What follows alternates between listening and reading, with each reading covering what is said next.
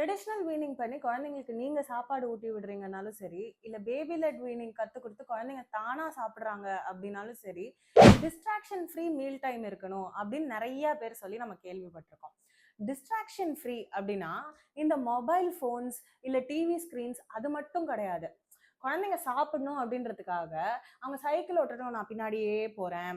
இல்ல தண்ணி திறந்து விட்டுருவோம் டேப்ல. அதுல விளையாடிக்கிட்டே நம்ம சாப்பாடு குடுத்து முடிச்சிடலாம். இப்படின்றதெல்லாமும் டிஸ்ட்ராக்ஷன் தான். குழந்தைங்க டிஸ்ட்ராக்ஷன் இல்லாம ஏன் சாப்பிடணும் அப்படின்னா, அப்பதான் அவங்களுக்கு அந்த ஃபுட் மேல ஒரு லவ் வரும். அத பார்க்கறச்ச அவங்களுக்கு விஷுவலி அப்படைசிங்கா இருக்கும். அட் த சேம் டைம் அவங்க கை யூஸ் பண்றச்ச அந்த டெக்ஸ்சர்ஸ் ஃபீல் பண்ண ஆரம்பிப்பாங்க.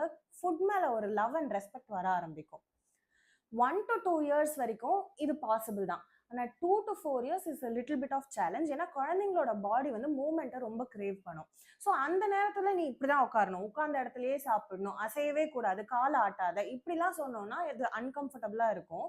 இன்ஸ்டெட் நம்ம என்ன பண்ணலாம்னா, உன்னோட பிளேட் இந்த இடத்துல தான் இருக்கும். நீ சாப்பிடுறது இங்க உட்கார்ந்தும் சாப்பிடலாம். இல்ல நீ போயிட்டு வந்தும் சாப்பிடலாம். ஆனா 20 மினிட்ஸ்க்கு தான் உன் பிளேட் இங்க இருக்கும். இதுக்குள்ள நீ சாப்பிடணும் அப்படின்ற மாரி ஃபர்ம் ரூல் செட் பண்ணலாம். இப்படி செட் பண்ணோம்னா over a period of time அவங்க மீல் டைம்னா இப்படிதான் இருக்கும் அப்படின்ற ஃபார்மேட்க்கு அட்ஜஸ்ட் ஆகி வந்துருவாங்க.